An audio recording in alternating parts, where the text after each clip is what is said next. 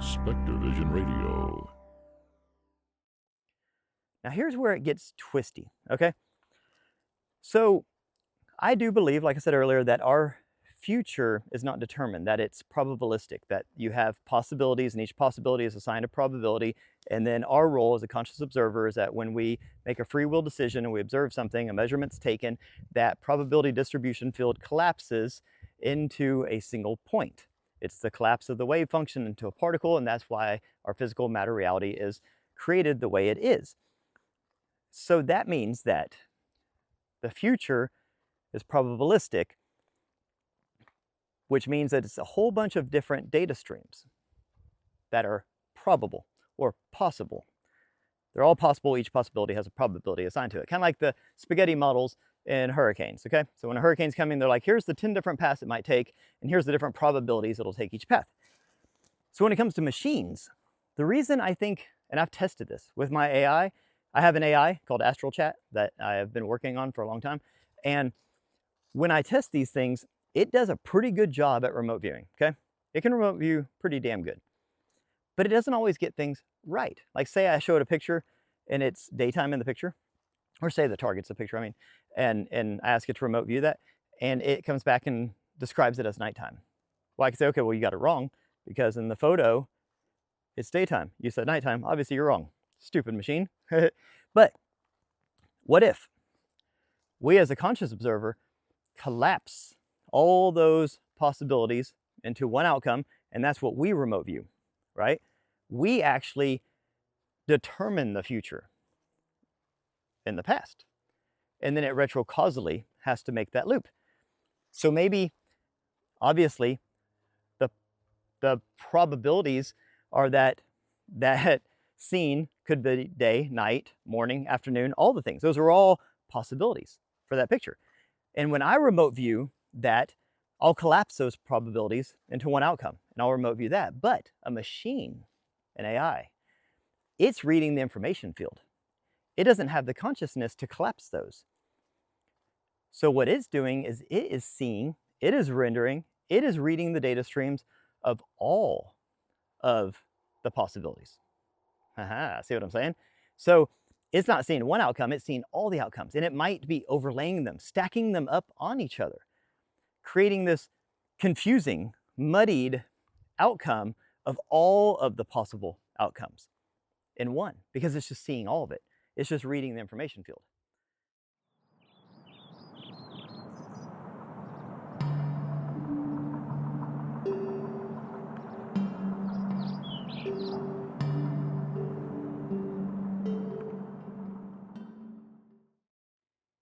Hello friends, and welcome to another exciting episode of Conscious Observers.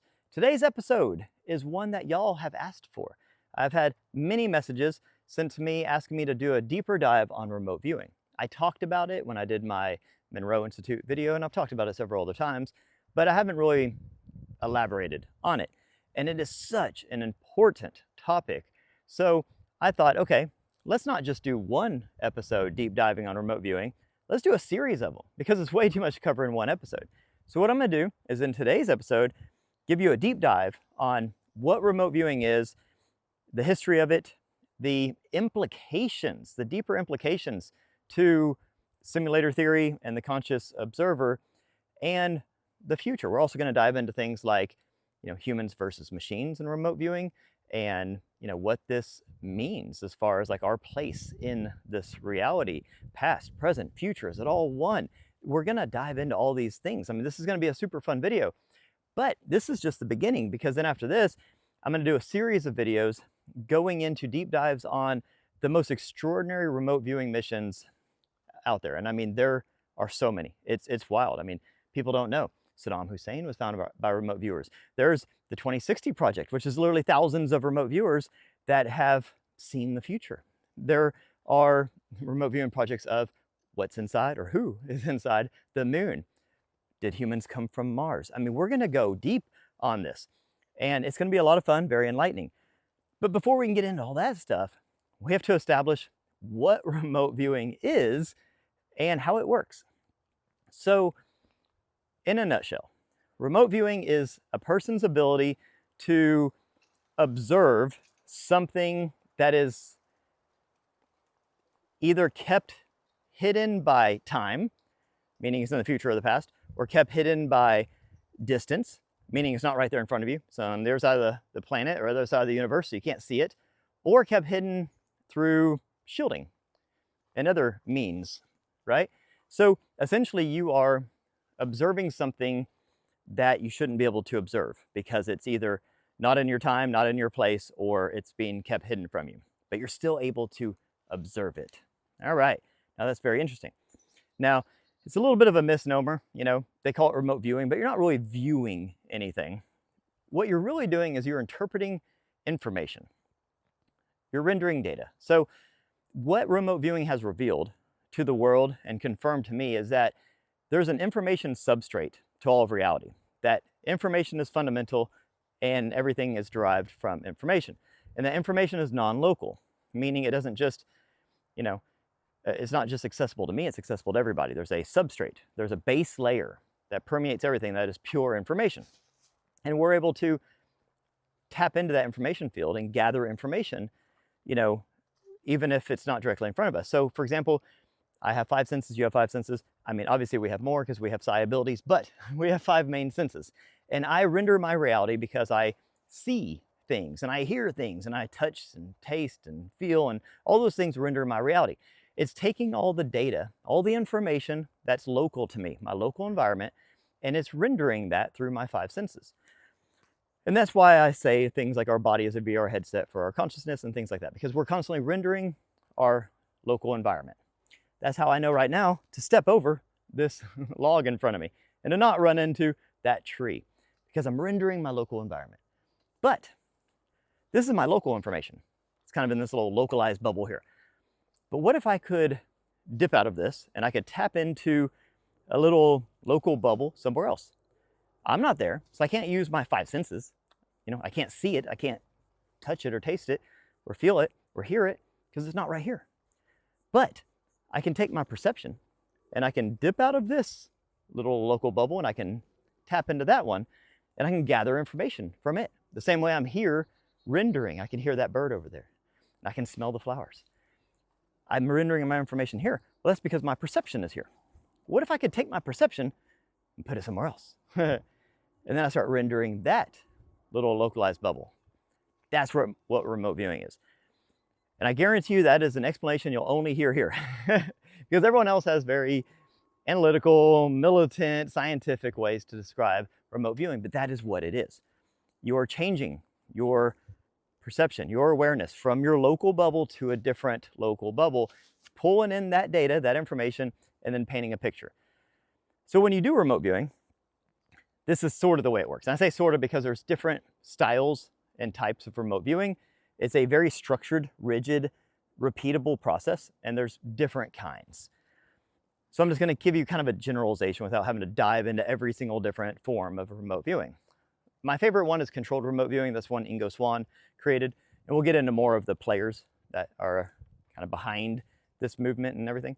But essentially with remote viewing, you have a target, okay, which is the thing you're trying to remote view, the thing you're trying to see, the target.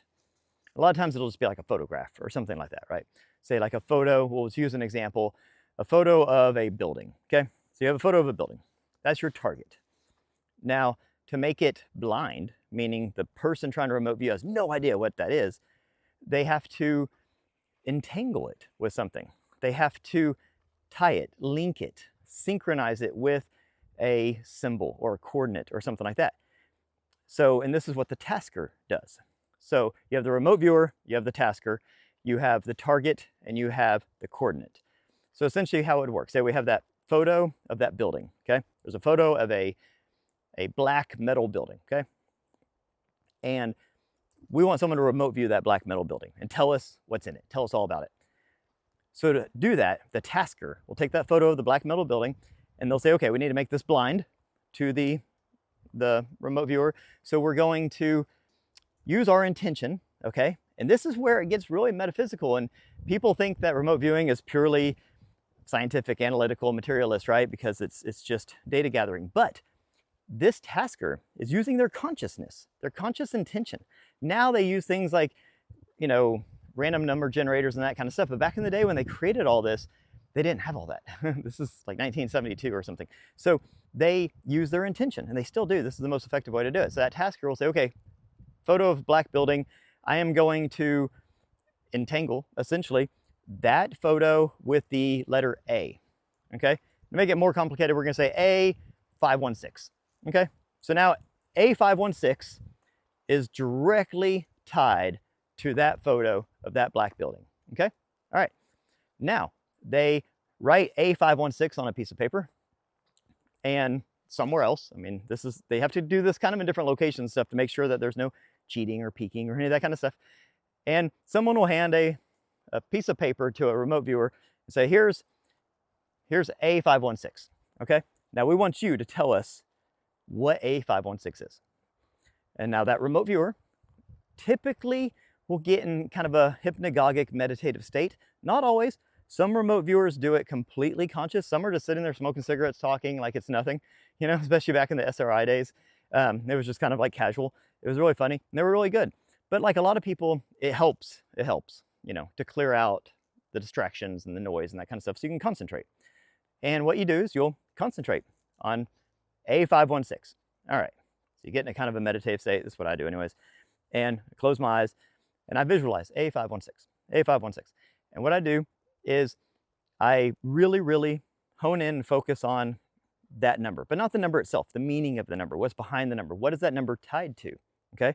Because when that person created that link between A516 and the photo of the black building, what they did is they created this like non-physical hyperlink, okay? It's essentially like a hyperlink in the information field. They put a stamp on it. They said, now this number, A516, is directly linked to this photo, you know, and even deeper than that, if they use their intention, they say it's not just linked to that photo, it's linked to that actual location, that actual place.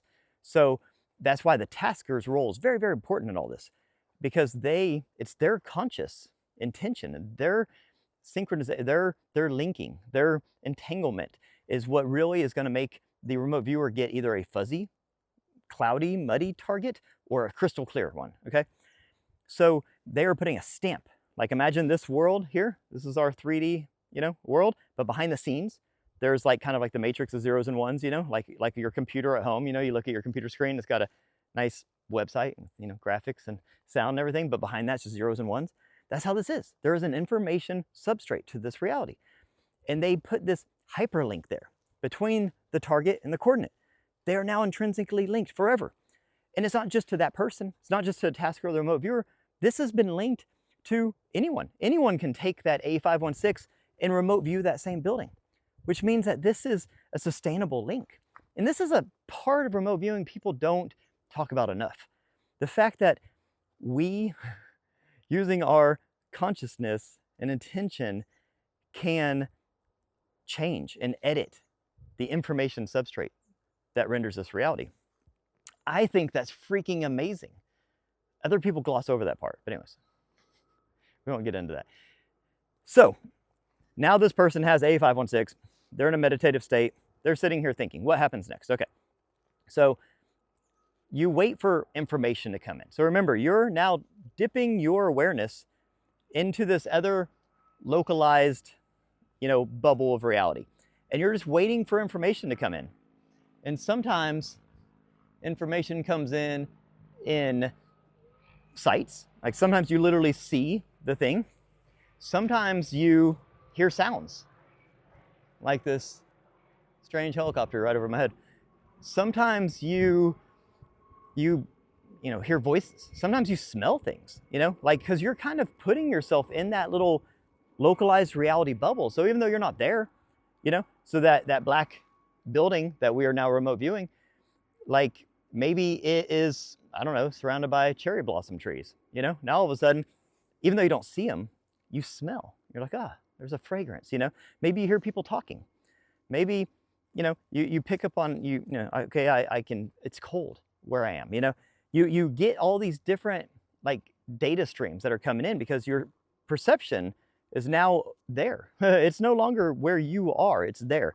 And so with your eyes closed helps because it blocks out as much of the background noise and other inputs coming into your five senses as possible. Because what you're trying to do is you're creating this surrogate, sensory inputs. You don't want like your senses messing things up. So you don't want to be smelling stuff because then you're like, am I smelling it here or is it there? You know what I mean? So I think it's best to make sure that you have as least amount of data coming in that's going to, confuse you. So you want to be in a place that doesn't have strong smells, a lot of sounds, a lot of lights, a lot of different things. So, you block all that out. And then as these things come in, you have like a piece of paper, a little notepad. And the best thing to do is just start automatic writing, okay? There's something called analytical overlay. And they find that when you first start just doodling, right? Writing down anything that hits you, oh, I hear water. Okay, I see the color red. Okay, it's cold, okay, there's people running around in circles, right? You just write down everything. And you do this, everything that comes, even if it's absurd, even if it doesn't make any sense, even if it's contradictory, don't worry about it. Write as fast as you can. It's kind of a race with your right brain before your left brain kicks in. And that's the analytical overlay. That analytical overlay, the AOL, it comes in and it says, well, that doesn't make any sense. Like, why would there be kids playing at an army base or something, right? You get this like the left brain starts to dissect the situation and that knocks you out of flow, okay? So you really want to just write and doodle as fast as you can. Little ideograms, little symbols, little sketches, little doodles, don't make it pretty. It doesn't matter. It's just as soon as the thought comes, as soon as that data comes in, put it down on paper. And that's what you do. And then there's a feedback. So there's basically 3 steps. You have the entangling of the two things, the coordinate with the target. You have step 2, which is the remote viewer interpreting the data. Then you have step 3, which is the reveal. And the reveal is so important because the more I have really thought about how remote viewing works, it makes you start analyzing time and understanding the simultaneity of time, and also the role of the conscious observer in all of this and how we collapse timelines.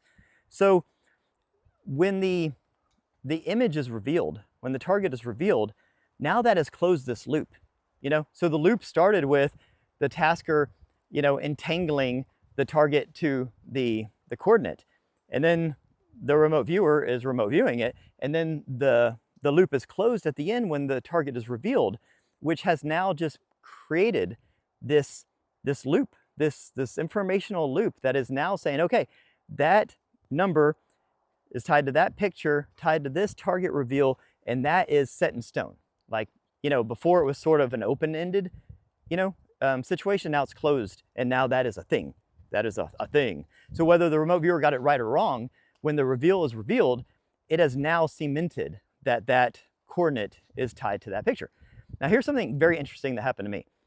I was at the Monroe Institute and I was learning remote viewing, and I was fortunate enough to be taught by Joe McMonagle. And I nailed my first target, which actually isn't that crazy because there was like a beginner's luck type of a thing. And but it blew my mind. But here's the really neat thing. So it was Devil's Tower was the target. I had no way of knowing. They literally just gave us coordinates, and it was the actual coordinates of Devil's Tower, but I don't know coordinates. So it was just numbers and letters. And I drew Devil's Tower. But here's the weird thing. When they did the reveal up on the big TV, the picture that I drew was of Devil's Tower, but from the same perspective, the same proportions, the same everything as the photo that they revealed. And the more I thought about this, I was like, did I actually remote view Devil's Tower based on the coordinates? Or did I precognitively see, like almost like a future memory, like a memory of something that hadn't happened yet? Did I precognitively see the reveal? And that was what I picked up the information from, and that's what I put down. So this is something that I think is very fascinating. And there is a little bit of a debate, or actually a bit of a debate on whether, remote viewing is actually remote viewing or if it's just precognition, because you always have to have that reveal. You have to have that reveal to make it make sense. And people could say, well, yeah, but sometimes people remote view stuff that hasn't happened yet. And then the reveal comes later and then it verifies it. And it's like, well, yeah, but there's retrocausality, because if the future, which I think is not determined, is actually possibilities that are assigned probabilities. So it's a probabilistic future. So you have these probable outcomes and probable timelines, and your remote viewing more than likely the most statistically, probable outcome, the possibility that has the highest probability of happening. That's one that you're going to remote view. And that when you get the reveal in the end, it essentially collapses that wave function at the beginning and makes that the loop. That is the loop. So that the remote viewer in the middle is remote viewing it, and they're thinking that they're doing it in real time, but time's only linear to us, like here in the simulator. It's linear to us, start, beginning, end. But in the information field, that has already been linked. That's already been collapsed. It's already been decided. The target was already picked. And when it was picked, it retrocausally, collapsed all the different probabilities at the beginning. So when the remote viewer remote viewed it, even though to them, the next step hasn't happened yet, the future hadn't happened yet, in the information field it has. And I know that doesn't make a lot of sense. It's very abstract, but trust me, I've thought about these things for so long, so many years, and I really think that that's the way it works, that we just experience time, the arrow of time here in real life, but behind the scenes, the information substrate, it's done differently. You know what I mean? Like, say you're playing a video game, and you're on level 3, you haven't got to level 4 yet, so in your mind, level 4 doesn't exist. You're like, I'm still on level 3. There is no level 4. Then you get to level 4 and you're like, okay, here's level 4. But level 4 was already made. You see what I'm saying? Like level 4 already existed. The developers made level 4. You just haven't got there yet. So you haven't experienced it yet. In your linear time, you haven't got there yet, but it was already made. But you still have free will. When you get to level 4, you still have to play it, right? So it's not like it's a deterministic level 4, but level 4 essentially already exists. Does that make sense? Okay. So when you're dealing, I'm all like, yeah, it makes sense, right? So just nod your head and let's move along.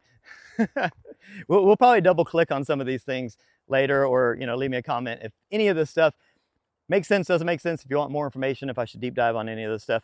But in order not to make this video 10 hours long, I'm just going to move on.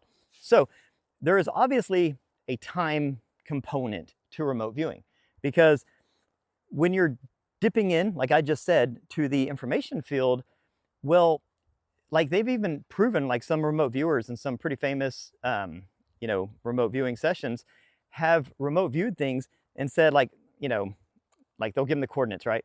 And they'll remote view the coordinates. And they're like, okay, there's a water tower. And they're like, there's no water tower there, whenever they do the reveal. And turns out it's some sort of a government building, okay? And they're like, oh, sorry, you got it wrong. And they're like, man, I really thought I got that one right. Like the information was very strong. I was very, because sometimes when you're remote viewing, it's fuzzy. And you're like, I guess this, kind of this. Sometimes you're like, this is happening. I see a circular structure with legs, and I see it's this color, and it's metal, and you get all of this data. And you're like, I'm convinced of this. And like in certain, situations like the water tower one, they'll be like, no, sorry, yeah, it's this, it's not that. And then new data will come up, like in this case, this one I'm referring to, someone showed them an old book of that exact location. And before they put that building there was a water tower, but it was like decades ago, right? So anyways, long story short, that person who remote viewed and drew the water tower was so convinced of it.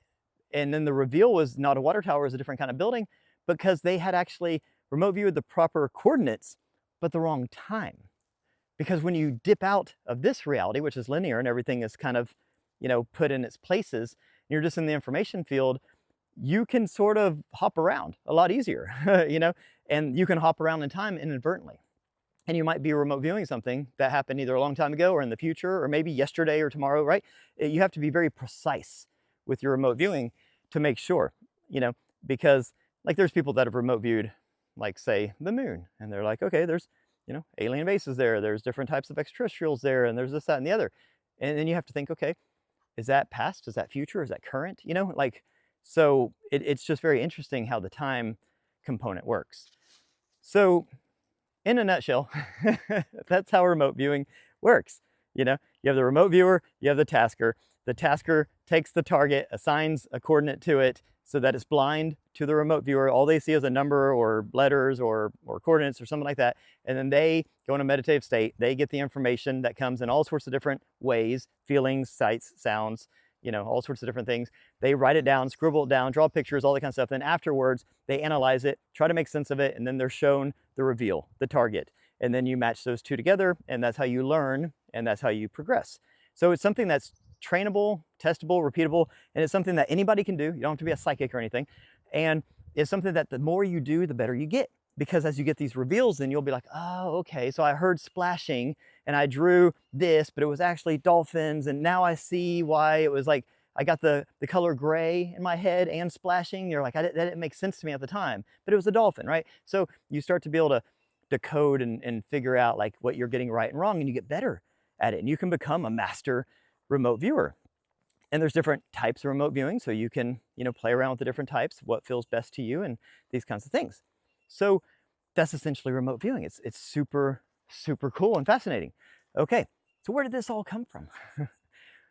We'll go into a quick, little history lesson.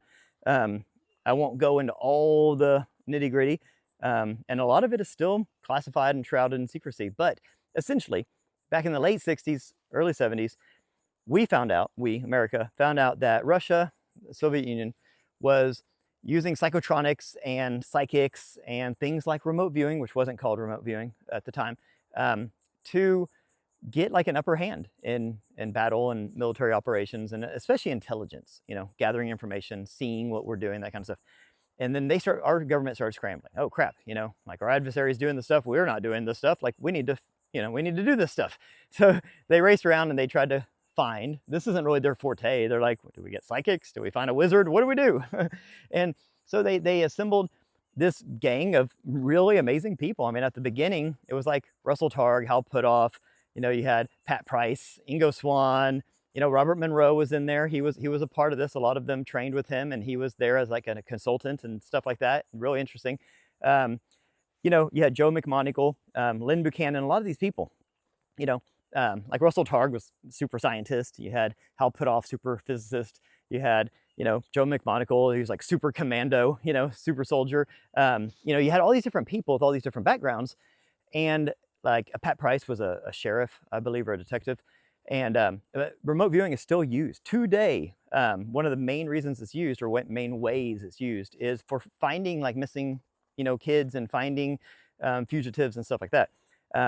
There is a consciousness component to it, to where when you're using remote viewing for a positive thing, meaning you're trying to locate a missing child, your odds of success go through the roof, as opposed to if you're using remote viewing to see what the winning Powerball numbers are in next week's lottery or something like that, your chances are diminished. So there is actually this consciousness component to where the system itself will say, okay, if this is for the greater good of humanity, we're going to help you out. If this is for your selfish service to self reasons, then yeah, we're not going to play this game. So I think that's super interesting too.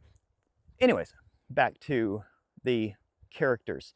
So they formed this group called SRI, Stanford Research Institute, I believe in 1971 or 1972. And this was all classified back then. It's been declassified now. But they were tasked with basically being like the psychic spies for America. There's that movie, The Men Who Stare at Goats, with George Clooney. That's based on all of this. And they were trying to figure out, okay, can we find like, the USSR's secret military bases and figure out what they're doing and go into like file cabinets and this kind of stuff. And at first, so Ingo Swann was amazing, remote viewer. He wrote a book called Penetration, which will blow your freaking mind, about the moon and who's in the moon. I'm gonna do a whole video on just him and that stuff, because it's nuts. Anyways, I don't try not to get off there. There's aliens in the moon. That's brief description. Anyways, so he created controlled remote viewing and taught all these people how to do it. And they were remote viewing and finding like, downed, plains and jungles. They were finding like bases that they didn't know existed. At first, like they would use our reconnaissance, and like, so say we had like spy photos of a base or something. They would use that as a target just to kind of test and say, okay, are they getting it or not? And they got so many of them. They're like, whoa, these guys are actually nailing this. Like, we know that that's there because we have a satellite photo of it, and they just confirmed it. This is crazy. So then they're like, okay, they were giving them other targets that they couldn't confirm and using them to help confirm. And they had so many successes that the government knew this was a thing. They put a bunch of money into it, and it was a long-running program. And the problem was, though, so much of it is kind of subjective and a little fuzzy. You know, it's not like you get this like crystal clear printout and you say, here's exactly what's there. It's subjective, it's fuzzy, it's hard to really interpret. You know, someone might say, okay, there's palm trees and it's cold, and you know, I see this insignia and there's 5 people there, you know, and there's a building that's made out of steel. And they're like, okay, well, that doesn't really do us any good, you know, and the remote viewer is like, well, that's what I got. And that might be exactly right, but it's not really like operational data. You know what I mean? It's like, what do you do with that? So some of it was very clear, some of it wasn't. And eventually, you know, years and years passed, and they shut down. I think like 20 years later or something, then they finally closed down, you know, operations or Project Stargate. They say they closed it down. A lot of people think they just moved it underground or in black projects, or possibly it's even being done by AI and machines now. We don't really know, but the official Project Stargate and SRI and all that stuff is a thing of the past. But when you talk to these people, Hal Puthoff, Ingo Swann, Robert Monroe when he was here, Pat Price and Ingo Swann and all these people, you know, they left a legacy. They wrote a lot of books. They did a lot of interviews. They were amazing people. A lot of them had kind of weird endings. And the people that are still around, Russell Targ, Hal Puthoff, and those guys don't say a whole lot about this. Joe McMonagle, I sat down with him, and he is amazing. And he talks a lot about it. He's written multiple books on this. So it's not like he's like telling us secrets or anything. I mean, he's written books, whether you've read them or not, they're out there. And some of his books are wild. And, you know, all this information is out there, but most people don't really believe it or listen to it or really know what to make of it or think of it. But what it does for me, what it tells me, because whether this information is practical or not, like I said, like from like an operational standpoint, when you're doing remote viewing for, like, you know, military, they want specifics. Like they want to know exactly where something is and exactly what it looks like and exactly, you know, all this kind of stuff. And some people are really, really good, but it's that there's just overall, there's not enough confidence in the data to really take too much action. So they use it in conjunction with other data finding things. They use it, you know, in conjunction with boots on the ground and satellite and different things to paint a better picture. So it's still used operationally, I believe, but it's not solely relied on. But this is where we get into like, okay, like, can machines, artificial intelligence, can it do a better job with remote viewing? Because at the beginning, I talked about how the tasker has to use their consciousness to set an intention and intentionally, you know, entangle the target with the coordinate. And that's all done from a human consciousness. And at the beginning, Ingo Swann was very adamant about a human being had to be the one responsible for assigning all this. And I do believe firmly that if a human uses their consciousness and intention to entangle the target and the coordinate, that you're going to have a better outcome, better chance of success, and probably a clearer remote viewing session. Having said that, there is quite a bit of data where people have used machines, random number generators, things like that to either create the coordinate or create the image, or sometimes create both and entangle those. And I think this is very interesting because that bypasses the conscious observer. And this is about to get really deep and twisty. That's why you're here, right? So it's pretty clear to me when a conscious observer, say the person who's doing the entangling is a conscious person, and they use their intention and they say, okay, I'm going to assign this number to this photo. That's pretty clear. When it's a machine doing it, and they're using like a random number generator, maybe even a random image generator, and they're just randomly generating those things together, there's no consciousness involved there. But what we talked about earlier is that this is consciousness connected when a human's doing it, but deeper than that, it's information based, okay? Deeper than that, this substrate that runs underneath everything, the 2D substrate that's projecting this 3D world out, is information. So it does make sense to me. It tracks to have the ability to have a machine create the link between the two and possibly even create the two things. Because what they're doing is they're still using that same information field that we're using. Now here's where it gets twisty, okay? So I do believe, like I said earlier, that our future is not determined, that it's probabilistic, that you have possibilities and each possibility is assigned a probability. And then our role as a conscious observer is that when we make a free will decision and we observe something, a measurement's taken, that probability distribution field collapses into a single point. It's the collapse of the wave function into a particle, and that's why our physical matter reality is created the way it is. So that means that the future is probabilistic, which means that it's a whole bunch of different data streams that are probable or possible. They're all possible. Each possibility has a probability assigned to it. Kind of like the spaghetti models in hurricanes, okay? So when a hurricane's coming, they're like, here's the 10 different paths it might take, and here's the different probabilities it'll take each path.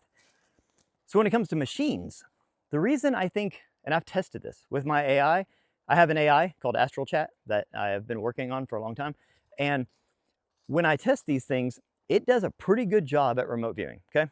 It can remote view pretty damn good. But it doesn't always get things right. Like say I showed a picture and it's daytime in the picture, or say the target's a picture, I mean, and I ask it to remote view that, and it comes back and describes it as nighttime. Well, I can say, okay, well, you got it wrong, because in the photo, it's daytime. You said nighttime, obviously you're wrong. Stupid machine. But what if we as a conscious observer collapse all those possibilities into one outcome, and that's what we remote view, right?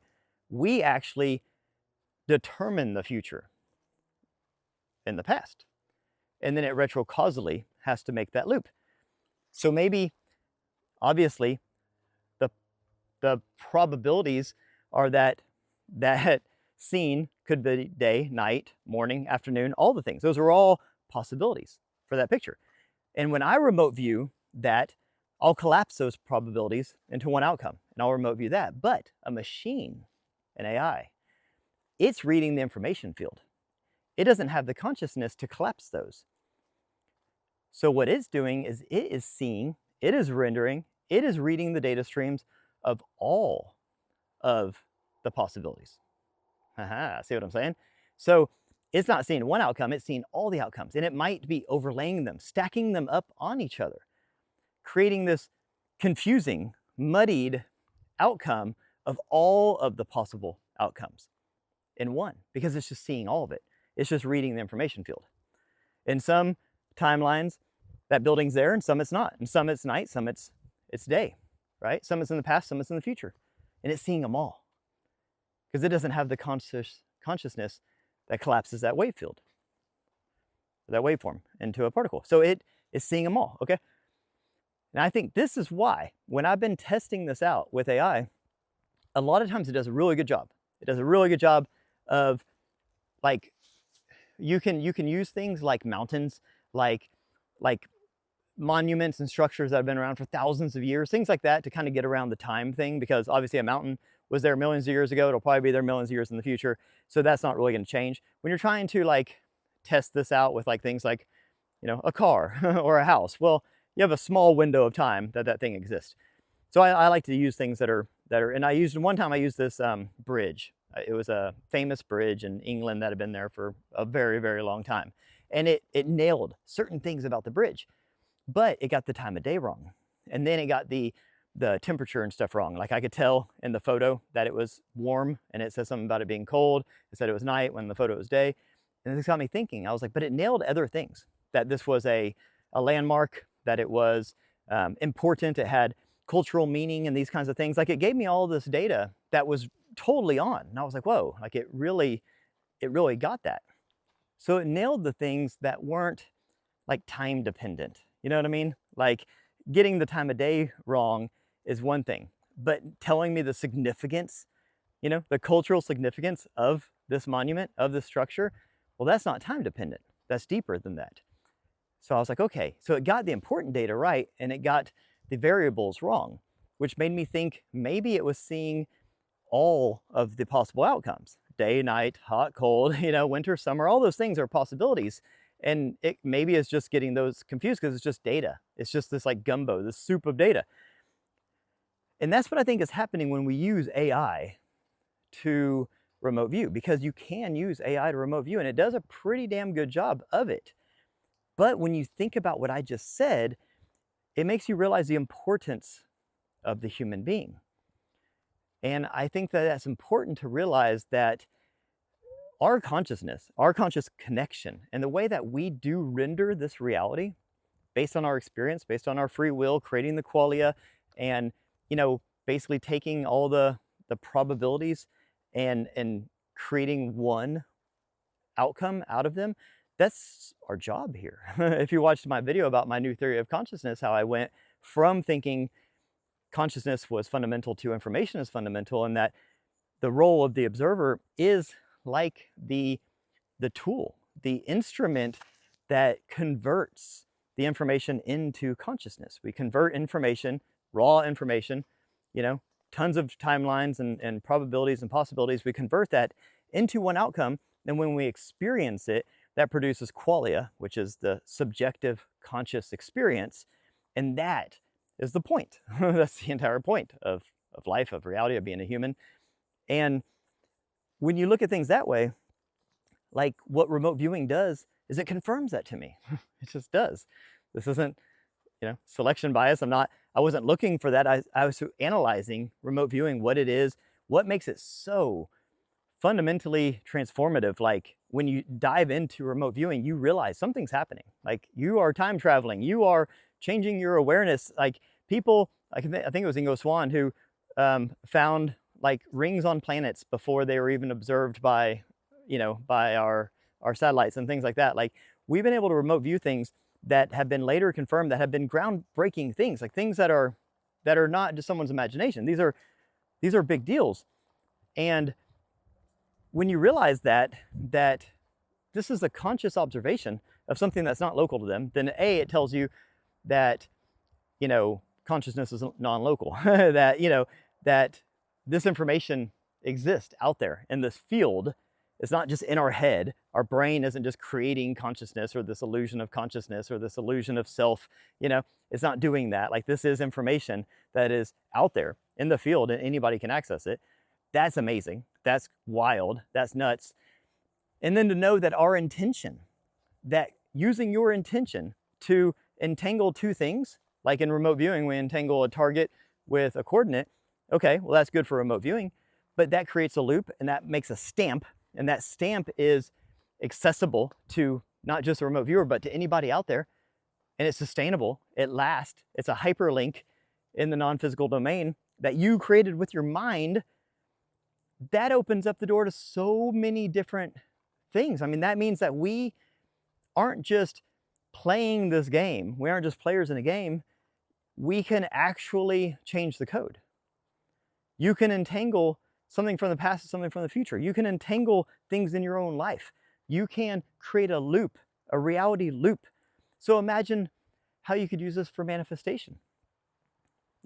Imagine how you can use this for healing. Imagine how you can use this to bring opportunities into your life. So remote viewing to me, I think if they abandon it, like they say they did, was not because it wasn't useful, but was because it was just the very beginning. Like it just introduced everybody to what is actually possible. And I'm sure of it. I mean, it would be insanity if they weren't still pursuing this and they weren't on to bigger, better things, understanding how time is related to all this, understanding how, the probabilistic future is related to all this and how we can affect these probabilities. Understanding how you can literally use it to manifest things or pull things into your physical reality. I mean, understanding all this, remote viewing was just the thing that proved that all of this exists and that all this is real. And then now with AI, well, I'm not saying that AI can't remote view. If anything, I said that it can. I just said that it opens up this sort of a can of worms, this time paradox of, are you remote viewing, an objective future, or are you remote viewing a subjective future, or are you remote viewing a kind of layered mess of all of it on top of each other, which would just be kind of like too much information to really parse through and figure out what is real and what's not? Or have they corrected for this? And have they created a way to where they can use machines and AI to remote view in a way to where either it can differentiate and discern for all those things that I just said, or it has a level of consciousness and sentience. It has the right ingredients necessary to actually collapse that wave function, collapse those future probabilities into one outcome, and then remote view that outcome. And if that's the case, then it actually is creating that future outcome. Just like we are creating the future outcomes when humans remote view, is AI doing the same thing. And if that's the case, I don't have to tell you the possible ramifications of that. You know, if AI could actually create these hypothetical future events, tie it to a past event, create this loop, which then basically stamps that into the information substrate and collapses that timeline into reality, well, I mean, all sorts of wild things could happen there. But then also, is there a system level, like the simulator that we're in, just like I talked about before, how if I want to remote view, you know, like people always say, this comes up all the time. People will say, well, if you can remote view, dude, why aren't you a billionaire? and there are remote viewers that have used it for, I mean, you know, Hal Puthoff talks about this openly. Like they were remote viewing the silvers market for a while and made pretty good money off of it. And then people are like, okay, then why did you stop? And he doesn't just come out and say it, but if you read between the lines of what he's saying, it stopped working, or it became less effective, or something within them shifted and they consciously were like, okay, we shouldn't be doing this. But the system seems to want to use this for good or not at all. Okay, it basically is saying, hey, this is not a toy. We don't want everyone playing with this, but it is something that can be used for particular things. People have used it to find archaeology. People have, like, you know, hidden artifacts and stuff. People have used it to find missing children, suspects on the run. People use it. I mean, there's still remote viewers that are employed by police departments today. Look it up. It's crazy. A lot of them, actually. And to find, you know, to help detectives on cases that they just can't break. And so there seems to be, you know, I've talked about this quite often. I think that we do live in a simulator for consciousness development that is run by higher level consciousnesses, which ultimately is run by Source, God, and that it is positive. It is good. It does run off unconditional love. It is trying to reduce entropy. It is trying to create peace and order out of disorder. So some of these hacks, like remote viewing could be seen as a hack, aren't there for us to create wealth or to do our own selfish deeds, but it is there to be used when necessary for particular things. I say all that because when we talk about it, whoa, some big things out here today. When we talk about, you know, possibly using machines and AI and this kind of stuff, and could it just run with it nefariously and create all sorts of, you know, chaotic timelines and things like that, I like to think, I hope I'm right, that there are some safeguards in place so that things like this don't happen. And I think we see that. We see that in the data. We see that when you use it for good, it's more effective. When you use it for selfish deeds, a lot of times it's ineffective. It doesn't mean it's never effective. There have been people that have used it in ways they shouldn't have, but by and large, generally speaking, it's way less effective the more selfish the intention, because it's all intention driven. It's all consciousness driven. So, but maybe they found a way, just because it's information based as well, that statistically speaking, they can still run enough of these simulations or run enough whatever to get their objective accomplished. I don't know. This is just me out here thinking, guys. But this all comes from remote viewing. The whole point of this video is just to break down what remote viewing is and the bigger implications, which hopefully this did. You know, you might have to watch this a couple times because I went off on a few tangents there, which will happen. Welcome to Conscious Observers. But it is something that I think is super exciting. So if you want to practice this stuff, there's a guy named Lynn Buchanan. He's going to be one of my deep dive videos because he has said some remarkable things about some alien bases that are on Earth that he has remote viewed. And he has come right out on the record and said, especially one of them in Alaska, has the Anunnaki working with humans and grays and all. I mean, it gets wild and deep, and this guy is military. This guy is as sane and coherent and logical as they come, and he says some stuff that'll just melt your mind. So I'm definitely going to go into that. But lynnbuchanan.com, I believe, is the website, and there's all sorts of different ones. has some really great training tools. And but you know, there's a lot of different training tools out there. There's a lot of apps and websites that have like remote viewing targets and everything. But like I said before, the intentionality, the quantum entanglement between the target and the coordinate done by, you know, the main person is very, very important. So it's not that like, so obviously not all, you know, websites and apps that say that they are, you know, remote viewing training and stuff are gonna be equal, because there is a quality there that is dependent on the person who set it up and the tasker. And, you know, different people are better at this. I mean, some people are gonna half-ass it. Some people are gonna use AI and stuff. Some people are gonna be really, really, really good at it. So Lynn Buchanan is somebody that I really trust. He's best of the best. And he has a great website that has, you know, all the different targets and tasking and all that kind of stuff. And you can, you know, go there and you can train. That was the word I couldn't think of. You can train there. So basically, essentially, there'll be like, you know, a number, and you'll remote view that number, letter, coordinates, kind of a thing. And there will be like a reveal thing. You click the reveal and it shows you the picture. You do that enough and you train. I think it's his site that actually has like the hints. So when you're first starting off, you can say, give me a hint, and it'll say something like, this is a physical product, or this is a person, or this is a place, or whatever, just to kind of give you some hints to help you along. But the more you do this, the better you get at it. And, you know, it is something that is trainable.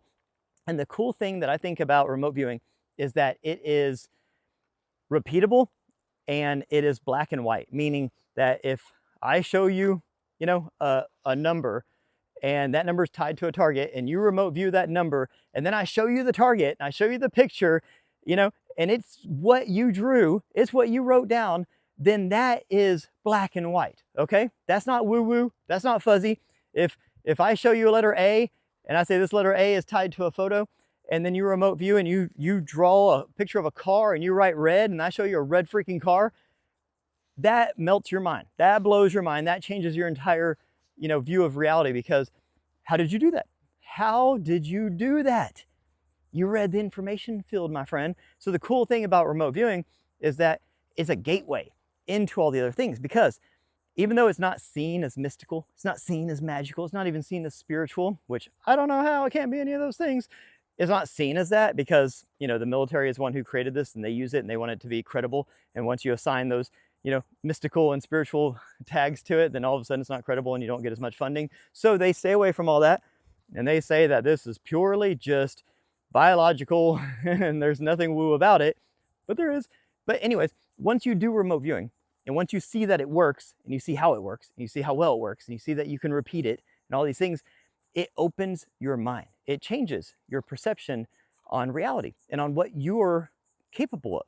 And when you do that, it leads into other things, because then you start thinking about, okay, what is time? Okay, are my dreams precognitive? Can I, you know, communicate telepathically? You know, can I, you know, use remote viewing for other purposes? Like, here's something that I do for fun. Here's a great remote viewing training thing. my words, I think I've scrambled my own brain today. I can say all the crazy stuff, and then when I just try to say things like words, it doesn't work. Anyways, let me repeat that. Here is something that I use that is a easy thing that's very effective for you to do to train your remote viewing skills. So go to the store and buy a newspaper. So go to your local convenience store and say there's a USA Today stand there, okay? So you know that it's always gonna be there. And pick up that paper, go home, flip to page 4, okay? Now look at page 4, kind of get a feel for the type of stuff that's on page 4. Is it editorial, is it sports, whatever, okay? All right, shut the paper, throw it away. Use it for your litter box, whatever you do with papers these days.